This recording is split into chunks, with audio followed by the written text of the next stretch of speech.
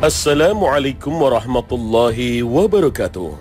Pagi ini Khazanah kembali menyajikan kepada Anda embun-embun ilmu yang terpendam dalam luasnya Khazanah Islam. Pemirsa Khazanah, setiap rumah yang kita tempati sekarang, sebagus apapun itu, akan rusak dan hancur. Sebabnya bisa beragam: kebakaran, gempa bumi, longsor, tertabrak kereta, dan sebab lainnya. Padahal rumah yang kita bangun di dunia ini tidak mudah untuk mendapatkannya. Harus dengan terus bekerja keras, banting tulang, peras keringat siang malam. Cari pinjaman sana-sini untuk mengkredit rumah sepetak yang lusuh dan tak tahan lama. Padahal rumah itu tidak akan abadi, akan hancur dan usang dimakan masa. Atau dengan kemegahannya akan ditinggalkan oleh pemiliknya selama-lamanya.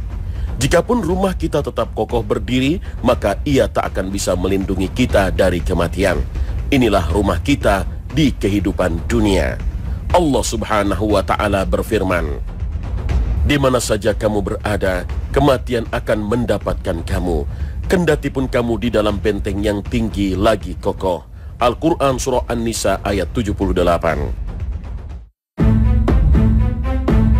Jika kematian telah datang dan pasti akan datang, maka kita akan memasuki alam akhirat yang kekal dan abadi. Orang-orang beriman akan dimuliakan dengan rumah megah lagi indah sesuai dengan tingkat iman dan takwanya. Kenapa kita tidak lebih serius dan sungguh-sungguh berusaha mencari jalan dan mengupayakan untuk mendapatkan dan memiliki rumah di sana?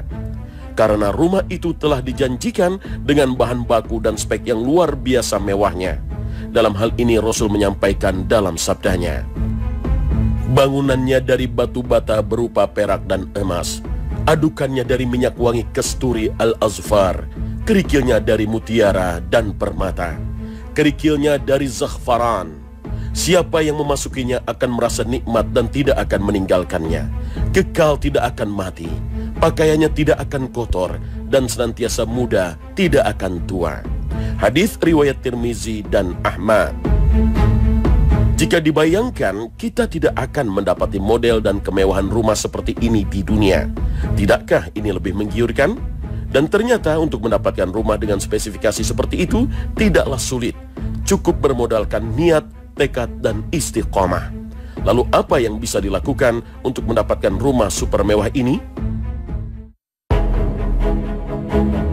Salah satu caranya adalah dengan mengamalkan sabda Nabi SAW dari Ummu Habibah, Ummul Mukminin radhiyallahu anha. Ia berkata, "Aku mendengar Rasulullah SAW bersabda, barang siapa melakukan sholat 12 rakaat dalam sehari semalam, niscaya dibangunkan sebuah rumah baginya di surga." Hadis riwayat Muslim. Dalam riwayat lain ada tambahan, sholat sunnat. Sholat 12 rakaat itu adalah sholat sunnah rawatib sebelum dan sesudah sholat wajib. Bagaimana dan seperti apa lebih jauh dijelaskan oleh Nabi SAW dalam riwayat Tirmizi.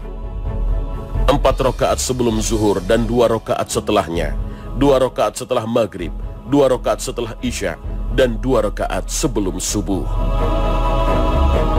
Dengan demikian seorang muslim yang mengamalkan sholat sunnah rawatib 12 rakaat dalam sehari seperti yang disebutkan Nabi SAW dalam hadis ini, ia akan mendapatkan rumah di surga. Pertanyaannya adalah, bagaimana jika seorang muslim melakukannya setiap hari secara rutin? Apakah ia akan mendapatkan rumah yang banyak sejumlah yang dilakukan? Jika hadis ini dipahami secara zahir atau secara lahirnya, maka benar, orang yang melakukan sholat sunnah rawatib 12 rakaat dalam sehari, maka ia mendapat satu rumah. Tapi jika dilakukan secara rutin setiap hari, maka dia akan mendapatkan rumah yang sangat banyak, sesuai jumlah bilangan hari ia mengamalkannya. Pemahaman ini dikuatkan dengan perkataan Aisyah radhiyallahu anha, "Siapa yang sholat 12 rakaat di awal hari, akan dibangunkan untuknya satu rumah di surga." Hadis riwayat Ibnu Saibah dalam Al-Musannaf. Perkataan Abu Hurairah radhiyallahu anhu juga mendukung pemahaman secara zahir ini. Tidaklah seorang hamba muslim sholat sunnah 12 rakaat dalam satu hari kecuali dibangunkan untuknya satu rumah di surga. Hadis riwayat Ahmad. Ulama mazhab Az-Zahiri berpendapat demikian.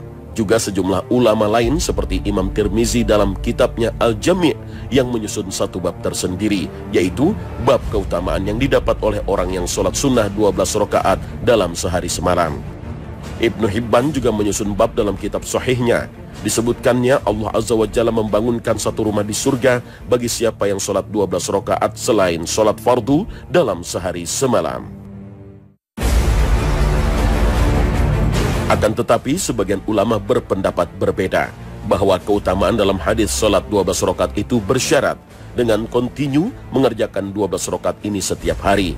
Ini dikuatkan dengan beberapa redaksi dalam hadis lain, di antaranya dari Ummu Habibah, istri Nabi SAW, ia berkata, "Aku mendengar Rasulullah SAW bersabda, tidaklah seorang hamba muslim sholat sunnah 12 rakaat setiap hari karena Allah selain sholat fardu, melainkan Allah akan membangunkan untuknya satu rumah di surga, atau kecuali dibangunkan satu rumah untuknya di surga." Hadis riwayat Muslim. Kalimat kullu yaumin atau setiap hari dalam hadis ini menunjukkan pelaksanaannya yang harus kontinu, bukan sehari semalam saja. Hadis Aisyah lebih jelas lagi menerangkan, siapa yang terus-menerus mengerjakan 12 rakaat dari sholat sunnah, Allah bangunkan untuknya satu rumah di surga. Hadis riwayat Tirmizi.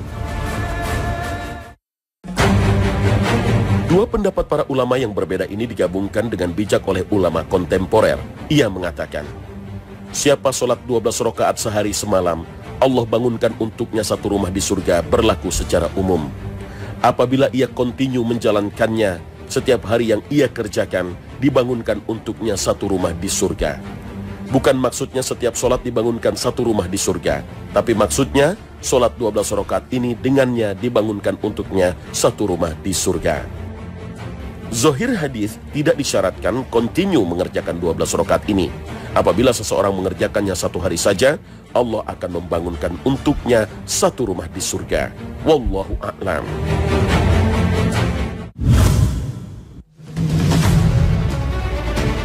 Pemirsa Khazanah, selain dengan melakukan sholat 12 rakaat sunnah rawatib dalam sehari, adakah amalan ibadah lain yang menyebabkan seseorang mendapatkan rumah di surga? Tak hanya melakukan sholat sunnah rawatib 12 rakaat sehari, masih ada cara lain untuk kita supaya bisa mendapatkan rumah idaman yang menggiurkan. Apa saja dan bagaimana? Pertama, membangun masjid. Rasulullah SAW menyampaikan hal ini dalam sabdanya, siapa yang membangun masjid karena Allah walaupun hanya selubang tempat burung bertelur atau lebih kecil, maka Allah bangunkan baginya rumah seperti itu pula di surga. Hadis riwayat Ibnu Majah. Apa yang dikatakan Nabi SAW ini bukan berarti orang yang membangun masjid meskipun sebesar tempat bertelurnya burung, dia akan mendapatkan rumah sebesar itu juga. Tapi maksudnya adalah seperti yang dijelaskan Ibnu Hajar, bahwa maksud hadis ini adalah siapa yang membangun masjid besar maupun kecil. Artinya yang diterangkan dalam hadis ini hanyalah bahasa simbol, karena tak mungkin tempat seukuran burung menaruh telur itu bisa dijadikan tempat sholat. Sebagian ulama lainnya menafsirkan hadis tersebut secara tekstual, sehingga maksudnya adalah siapa yang membangun masjid dengan menambah bagian kecil saja yang dibutuhkan, tambahan tersebut seukuran tempat burung bertelur, atau bisa jadi caranya para jamaah bekerja sama untuk membangun masjid dan setiap orang punya bagian kecil seukuran tempat burung bertelur misalnya. Ini semua masuk dalam istilah membangun masjid. Kedua, membaca surat Al-Ikhlas 10 kali. Hal ini berdasarkan keterangan riwayat dari Mu'az bin Anas Al-Juhani radhiyallahu anhu. Ia berkata bahwa Rasulullah SAW bersabda, siapa yang membaca Qul huwallahu ahad sampai ia merampungkannya sebanyak 10 kali, maka akan dibangunkan baginya rumah di surga. Hadis riwayat Ahmad. Ketiga, orang yang beriman mendapatkan rumah di surga. Berdasarkan riwayat dari Fadhalah bin Ubaid radhiyallahu anhu, ia mendengar Rasulullah SAW bersabda, aku menjamin orang yang beriman kepadaku masuk Islam dan berhijrah dengan sebuah rumah di pinggir surga, di tengah surga dan surga yang paling tinggi. Aku menjamin orang yang beriman kepadaku masuk Islam dan berjihad dengan rumah di pinggir surga, di tengah surga dan di surga yang paling tinggi. Barang siapa yang melakukan itu, maka ia tidak membiarkan satupun kebaikan, dan ia lari dari setiap keburukan. Ia pun akan meninggal di mana saja Allah kehendaki untuk meninggal. Hadis riwayat An-Nasa'i. Amalan lain yang berpahala rumah di surga adalah meninggalkan perdebatan. Berdasarkan riwayat dari Abu Umamah radhiyallahu anhu, ia berkata bahwa Rasulullah SAW bersabda, "Aku memberikan jaminan rumah di pinggiran surga bagi orang yang meninggalkan perdebatan walaupun dia orang yang benar. Aku memberikan jaminan rumah di tengah surga bagi orang yang meninggalkan kedustaan walaupun dalam bentuk candaan. Aku memberikan jaminan rumah di surga yang tinggi bagi orang yang bagus akhlaknya." Hadis riwayat Abu Daud. Menutup celah pada shaf salat berjamaah juga menjadi sarana seorang mukmin meraih pahala rumah di surga, sebagaimana keterangan riwayat Aisyah radhiyallahu anha. Ada juga amalan berbentuk sikap saat menerima musibah, seperti jika seorang anak meninggal, maka orang tuanya akan dibangunkan rumah di surga. Hal ini berdasarkan keterangan dari Abu Musa al-Ash'ari radhiyallahu anhu. Ia berkata bahwa Rasulullah SAW bersabda, "Apabila anak seorang hamba meninggal dunia, Allah berfirman kepada malaikatnya, 'Kalian telah mencabut nyawa anak hambaku?' Mereka berkata, 'Benar.'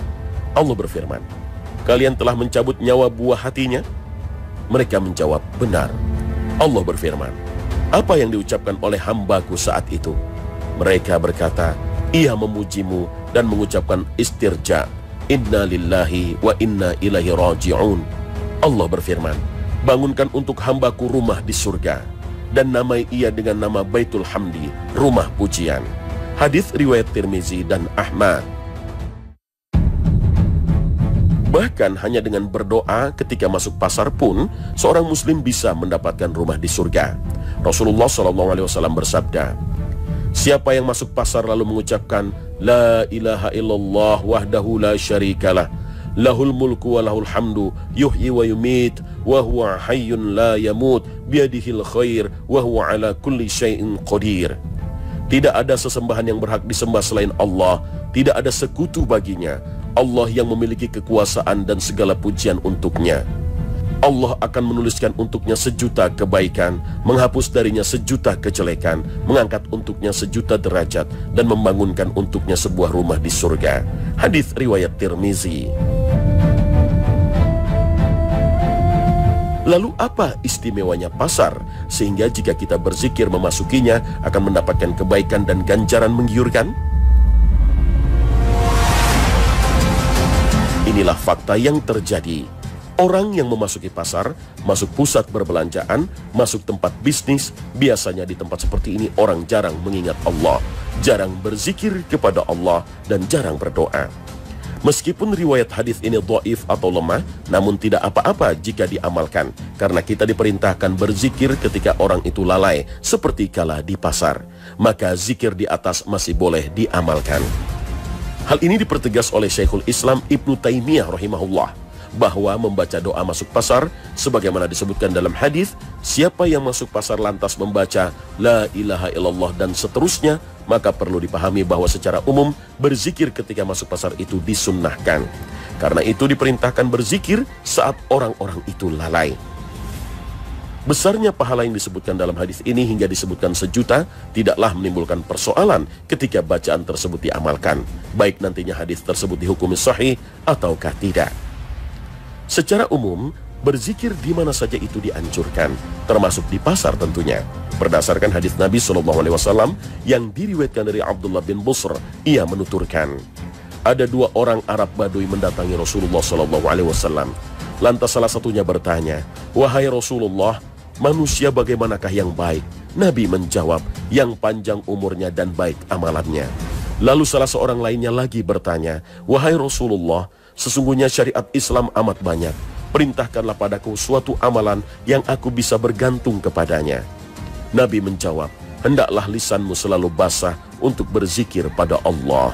Hadis riwayat Ahmad.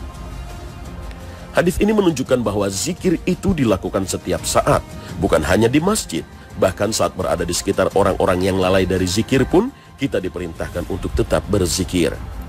Abu Ubaidah bin Abdullah bin Mas'ud menuturkan, Ketika hati seseorang terus berzikir pada Allah, maka ia seperti berada dalam sholat. Jika ia berada di pasar lalu ia menggerakkan kedua bibirnya untuk berzikir, maka itu lebih baik. Beralih ke masalah lain. Pemirsa Khazanah, tak sedikit kaum muslim yang membaca surat Al-Quran diulang-ulang di setiap rakaat dalam sholat. Nah, apakah yang demikian ini dibenarkan dalam syariat? Jangan kemana-mana, Khazanah akan segera kembali sesaat lagi.